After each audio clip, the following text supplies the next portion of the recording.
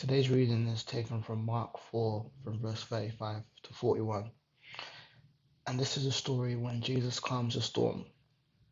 And it's particularly one of my favorite stories because just of the circumstances and what happens. So, there's a day where Jesus is teaching and he talks about faith. And this is just after he talks about the mustard seed and having faith like a mustard seed, the parable. And he says to the disciples, come on, let's go to the other side. I don't know what the other side was where they were going.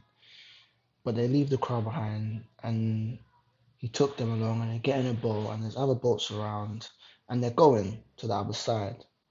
And then there's a gust of wind or it says a furious gale, I don't know what that is.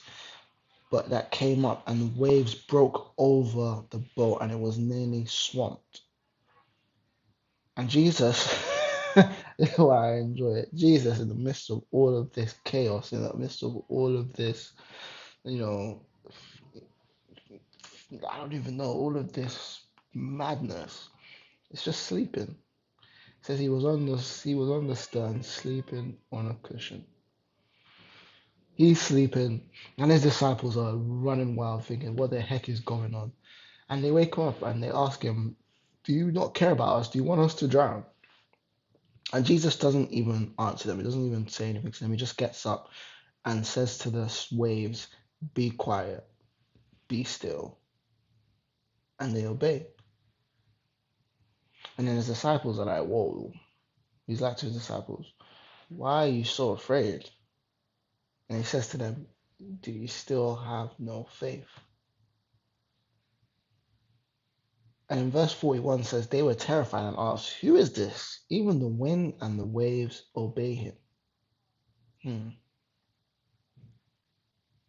I don't think they did have faith.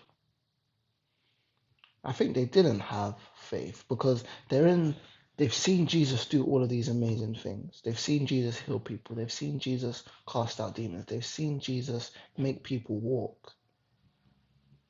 And in the midst of a storm, with him in the boat, he's literally physical Jesus. The guy is in the boat with them, and they're scared. They're still scared.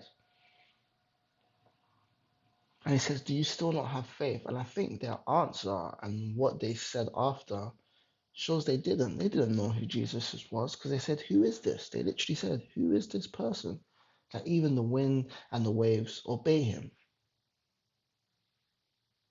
And I think there's something to be said about the fact that we can have Jesus in our lives, we can have Jesus in our boats, but not fully know who he is. And in that not knowing, when the storms come, when the bad things come, we can fear and we can be fearful because we don't know how we're going to get past it because we don't know who we have on our side. We don't understand who is in the boat sleeping with us, calm as ever, because he's already won. He's already won the battle. He doesn't really care about all these storms and all this stuff. He knows what he can do. He's calm, cool, calm, and collected. But us in our flesh, in our human nature, in our misunderstanding, in our little faith, if any faith, can see these things come at us and think, "Oh, panic stations." But if we have Jesus in our boat, and if we really know who is in our boat, would we fear? Would we go to those panic stations, or would we tell him, "Oh, you got any other cushions? I want to sleep with you. I want to be calm with you because I know who you are." Taking away from us and looking at Jesus the person, it's amazing to think that nature, the very nature, wind, because he's been healing people, but here he is calming a storm, taming nature itself. And it just speaks to who Jesus is. He's not just a man, he was fully God, the same God that created the heavens and the earth. And that is why they bow down to him. That is why when he says, "Quiet, be still," they listen because of who Jesus is. And when we look outside of ourselves and look to Jesus and look to who he is and grow in understanding by reading the Bible, by praying, by asking him, "Show me who you are," when storms come our way, when things that are difficult come our way, we don't look at the storm and think, it's about to get us. We look at who's in the boat with us and know that we're fine and we're safe.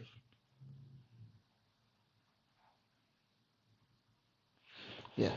So, yeah, I just pray that in this season of Lent, in this season of looking at Jesus and who he is, and in the lead up to Easter, where we celebrate what he's done and the work that he did for us, I just pray that you all, and myself included, grow an understanding of who Jesus is, grow an understanding of the great man and the great God that he was, because he is God, fully man, fully God. And that is beautiful because we have a God who understands what it was to be a man. We have a God who understands what it is to be human. And we shouldn't take that for granted. But yeah, as we travel through Lent, as we travel through this, I just pray that we continue to grow in our understanding of who Jesus is as a church family. And in that understanding, we receive peace in the midst of the storm because we know that the God that we serve is more than able to calm them, is more than able to vanquish them, is more than able to keep us safe as we journey to the other side, as we journey through life. God bless.